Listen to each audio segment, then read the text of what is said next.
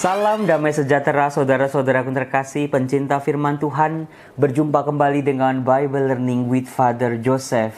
Saudaraku, apa kabar Anda hari ini? Iya, Anda, Oma, apa kabar?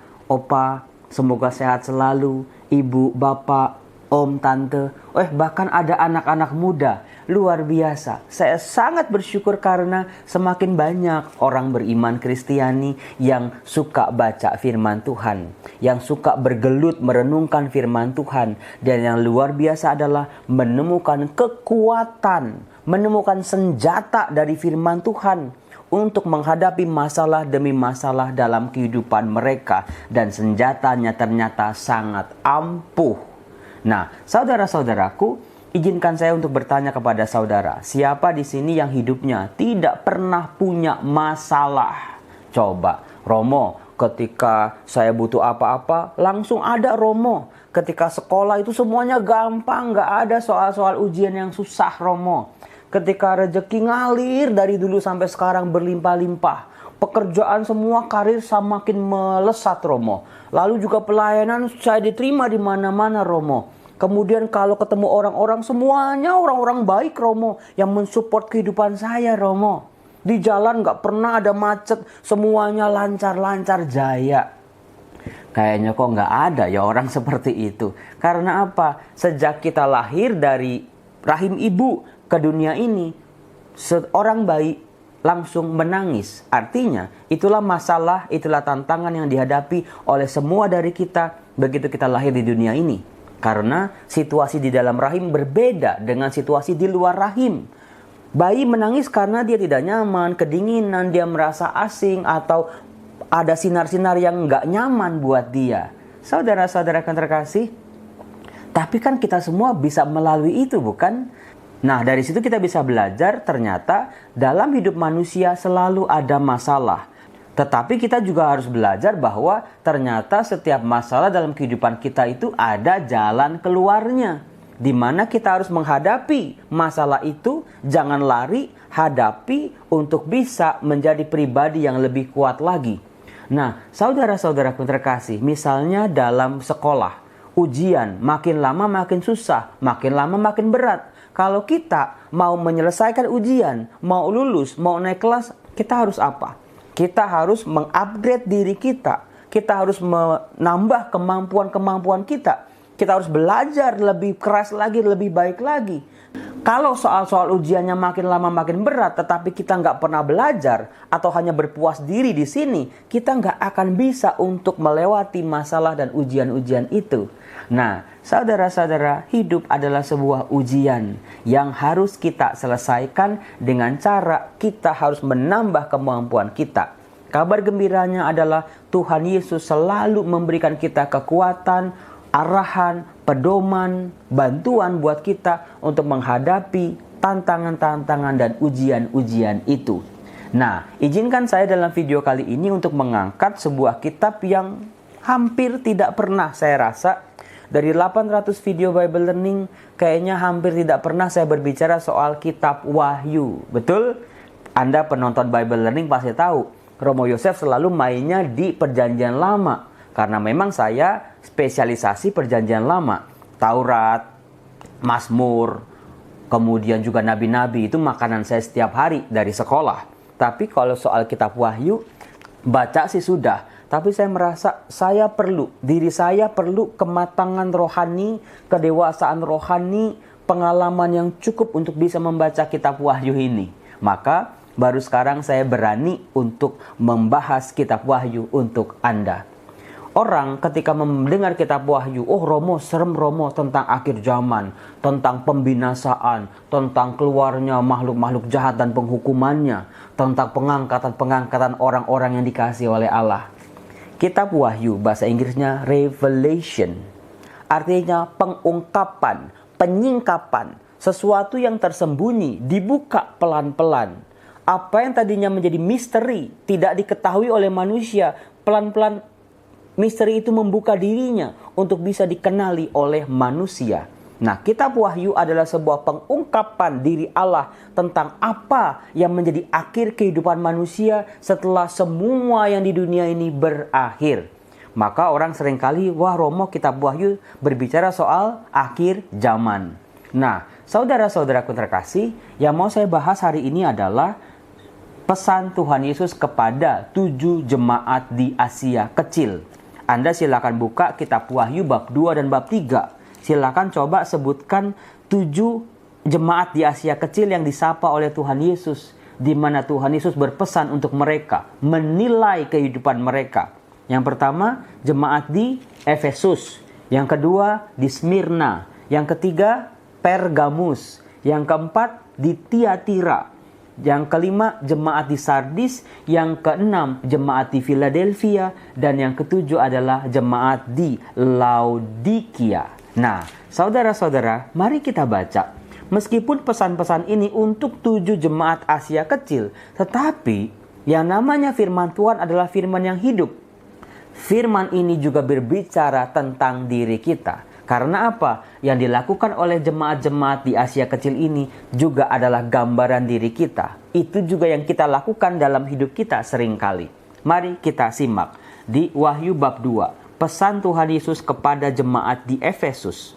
Kalau kita baca di ayat 2, tampak sekali jemaat di Efesus adalah jemaat yang bertumbuh dengan baik dalam iman, dalam kasih. Tetapi mereka mengalami kelelahan dalam berbuat kasih. Bisa jadi mereka dikhianati, bisa jadi mereka mengalami kebosanan, bisa jadi kasih yang mereka berikan dibalas dengan sesuatu yang menyakitkan mereka. Bisa jadi mereka tidak sabar menanti jawaban Tuhan. Maka kasih yang sudah mereka bangun runtuh seketika. Di situ Tuhan Yesus mengatakan, "Aku tahu segala pekerjaanmu, baik jerih payahmu maupun ketekunanmu. Aku tahu bahwa engkau tidak dapat sabar terhadap orang-orang jahat, bahwa engkau telah mencobai mereka yang menyebut dirinya rasul. Tetapi sebenarnya tidak demikian, bahwa engkau telah mendapati mereka pendusta, dan engkau tetap sabar menderita oleh namaku, dan engkau tidak mengenal lelah." Itu hal-hal yang dipuji oleh Tuhan Yesus kepada jemaat di Efesus. Jemaat yang hidup oleh kasih, dengan kesabaran, dengan setia pada ajaran-ajaran yang benar. Tetapi dikatakan, "Namun demikian aku mencela engkau, karena engkau telah meninggalkan kasihmu yang semula." Saudara-saudara, ini teguran buat jemaat di Efesus maupun kita. Seringkali kita tidak setia dengan identitas kita. Seorang imam tidak setia dengan panggilannya sebagai imam. Seorang suami tidak setia dengan istrinya. Seorang istri tidak setia dengan suaminya. Inilah wajah kita yang dibaca oleh kitab Wahyu ini. Karena kita seringkali meninggalkan kasih kita yang semula. Kita berpaling pada yang lain. Seolah-olah yang lain lebih membahagiakan. Tetapi hal itu menyakiti hati Allah. Tuhan Yesus meminta, "Ingatlah betapa dalamnya engkau telah jatuh. Bertobatlah dan lakukanlah lagi apa yang semula engkau lakukan." Saudara-saudara, kembali pada kasih kita yang sejati. Kembali kepada kasih yang dulu pernah kita perjuangkan, yang pernah kita lakukan. Jangan pernah lelah berbuat kasih. Biarlah kasih kita berkobar-kobar terus-menerus meskipun hantaman demi hantaman datang mendera kita. Nah, dikatakan di ayat 7 di bagian terakhir, barang siapa menang. Oh betul, tadi Romo Yosef bilang hidup adalah pertandingan, hidup adalah ujian. Siapa yang lolos, dikatakan dia akan kuberi makan dari pohon kehidupan yang ada di taman Firdaus Allah. Artinya kita diberi rahmat kehidupan kekal. Saudara-saudara yang terkasih, ternyata ini kuncinya. Setia berbuat kasih. Jangan kasih kita meleleh oleh karena masalah, oleh karena perbuatan-perbuatan jahat orang lain. Yang kedua, pesan kepada jemaat di Smyrna. Kita bisa melihat nih, ternyata jemaat Smyrna ini istimewa. Dikatakan, "Aku tahu kesusahanmu dan kemiskinanmu, namun engkau kaya sebetulnya, dan fitnah mereka yang menyebut dirinya orang Yahudi, tetapi yang sebenarnya tidak demikian." Jadi jemaat di Smyrna ini mengalami kemiskinan, penindasan, fitnah demi fitnah. Di ayat 10 Tuhan Yesus berpesan, jangan takut terhadap apa yang harus engkau derita. Saudara-saudara, ini yang akhir-akhir ini sedang saya renungkan tentang penderitaan. Apakah orang beriman harus menderita? Sampai kapan? Sampai berapa jauh dia harus menderita? Bagaimana orang beriman dalam rasa percaya dalam doa-doanya harus menanggung penderitaan? Tuhan Yesus berpesan buat kita, jangan takut terhadap apa yang harus engkau derita. Hadapi penderitaan itu, jalani penderitaan itu, tapi jangan sampai kehilangan iman dan rasa percaya kita pada Tuhan. Karena dikatakan, hendaklah engkau setia sampai mati, dan aku akan menganugerahkan kepadamu mahkota kehidupan.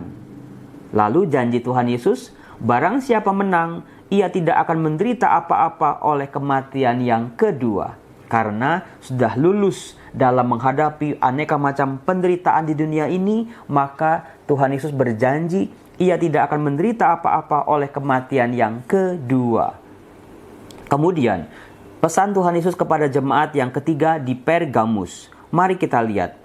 Tuhan Yesus berkata, aku tahu di mana engkau diam, yaitu di sana, di tempat tahta iblis. Dan engkau berpegang kepada namaku, dan engkau tidak menyangkal imanmu kepadaku. Jadi luar biasanya jemaat di Pergamus ini jemaat yang kuat nih. Kuat dalam bertahan, berpegang pada imannya ketika harus menghadapi ajaran-ajaran sesat. Tetapi di ayat 14, tetapi aku mempunyai keberatan terhadap engkau. Di antaramu ada beberapa orang yang menganut ajaran Bileam, yang memberi nasihat kepada Balak untuk menyesatkan orang Israel, supaya mereka makan persembahan berhala dan berbuat zina. Demikian juga ada padamu orang yang berpegang kepada ajaran pengikut Nikolaus. Sebab itu bertobatlah. Jadi orang-orang di Pergamus ini tadinya setia, berpegang pada iman mereka, tapi ada beberapa dari mereka terikut ajaran sesat. Kepada mereka, Tuhan Yesus berpesan, bertobatlah. Jangan sampai kita disesatkan oleh ajaran-ajaran sesat. Nah, kemudian dikatakan, barang siapa menang, kepadanya akan kuberikan dari mana yang tersembunyi. Mana artinya roti surgawi. Dan aku akan mengaruniakan kepadanya baju putih, yang di atasnya tertulis nama baru, yang tidak diketahui oleh siapapun selain oleh yang menerimanya. Hidup baru, identitas baru dalam Tuhan, dalam kerajaannya. Kemudian, yang keempat, jemaat di Tiatira, apa yang dialami oleh mereka? Dikatakan, Yesus berkata, aku tahu segala pekerjaanmu, baik kasihmu maupun imanmu, baik pelayananmu maupun ketekunanmu. Aku tahu bahwa pekerjaanmu yang terakhir lebih banyak daripada yang pertama. Artinya, jemaat di Tiatira adalah jemaat yang baik, yang bekerja penuh kasih menghasilkan buah-buah kebaikan. Tetapi, aku mencela engkau, karena engkau membiarkan wanita Isabel, yang menyebut dirinya nabiah, mengajar dan menyesatkan hamba-hambaku, supaya berbuat zina dan makan persembahan-persembahan berhala. Saudara-saudaraku terkasih, di sini jemaat di Tiatira yang berbuat kasih, berbuat baik, ternyata membiarkan sebuah praktek perzinahan. Bagi mereka mungkin perzinahan gak apa-apa. Ini yang dicela, ini yang dikatakan oleh Tuhan Yesus terhadap jemaat di Tiatira. Dari jemaat di Tiatira ini kita bisa belajar tentang bahaya yang mengancam dari praktek perzinahan. Hati-hati dan waspada terhadap dosa yang satu ini. Di bagian akhir Tuhan Yesus berpesan kepada jemaat di Tiatira, barang siapa menang dan melakukan pekerjaanku sampai kesudahannya, kepadanya akan kukaruniakan kuasa atas bangsa-bangsa. Nah, yang kelima, jemaat di Sardis. Apa yang dialami oleh jemaat di Sardis? Mari kita lihat. Engkau dikatakan hidup, padahal engkau mati. Bangunlah, kuatkanlah apa yang masih tinggal yang sudah hampir mati. Sebab tidak ada satupun dari pekerjaanmu aku dapati sempurna di hadapan Allahku. Saudara-saudara terkasih, ini ternyata yang sedang banyak dialami oleh manusia di zaman ini. Hidup sih Romo, bergerak sih, kerja sih, nyari duit sih, bisa hehehe kongko-kongko, tetapi sebetulnya mereka mati. Mereka seperti zombie-zombie yang menyeramkan, hanya memikirkan diri sendiri, menjadi buas, bisa menghalalkan segala cara, tidak punya empati, tidak punya perasaan kepada orang-orang di sekitarnya. Yang penting adalah kerja seperti robot untuk mengejar kekayaan demi kekayaan yang tidak pernah ada habisnya. Ini yang dikritik oleh Tuhan Yesus kepada jemaat di Sardis. Engkau hidup tetapi sebetulnya engkau mati. Hidup berkeluarga, ya kumpul sih tetapi sebetulnya udah nggak ada lagi cinta. Bertahan suami istri tetapi cintanya sudah lama mati. Kepada mereka Tuhan Yesus berkata, karena itu ingatlah bagaimana engkau telah menerima dan mendengarnya. Turutilah itu dan bertobatlah. Saudara-saudara, hidupkan kembali apa yang masih ada, yang masih hidup. Apa itu? Komunikasi orang-orang di sekitar kita, keluarga kita, sahabat-sahabat kita. Hidupi kembali. Jangan kita seperti zombie. Kita bisa berlaku seperti manusia yang punya hati, yang bisa berempati, bisa merasakan kesusahan-kesusahan orang lain. Jangan menjadi manusia-manusia yang kejam. Kepada mereka dikatakan, barang siapa menang, ia akan dikenakan pakaian putih yang demikian. Aku tidak akan menghapus namanya dari kitab kehidupan, melainkan aku akan mengaku namanya di hadapan Bapakku dan di hadapan para malaikatnya. Nah, yang keenam, kepada jemaat di Philadelphia. Apa yang dialami oleh jemaat di sana? Di ayat 8, aku tahu segala pekerjaanmu. Lihatlah, aku telah membuka pintu bagimu yang tidak dapat ditutup oleh seorang pun. Aku tahu bahwa kekuatanmu tidak seberapa, namun engkau menuruti firmanku dan engkau tidak menyangkal namaku. Luar biasa nih jemaat di Philadelphia ini. Siapa yang mau seperti jemaat di Philadelphia? Meskipun hidup mereka sedang diuji oleh jemaah iblis yang merongrong kehidupan mereka. Dikatakan, karena engkau menuruti firmanku untuk tekun menantikan aku, maka aku pun akan melindungi engkau dari hari pencobaan yang akan datang atas seluruh dunia untuk mencobai mereka yang diam di bumi. Luar biasa jemaat di Philadelphia ini, yaitu jemaat yang cinta akan firman Tuhan, membacanya, merenungkannya, melakukannya, menjadikan kekuatan firman Tuhan dalam kehidupan mereka. Dikatakan, barang siapa menang, ia akan kujadikan soko guru di dalam bait suci Allahku, dan ia tidak akan keluar lagi dari situ.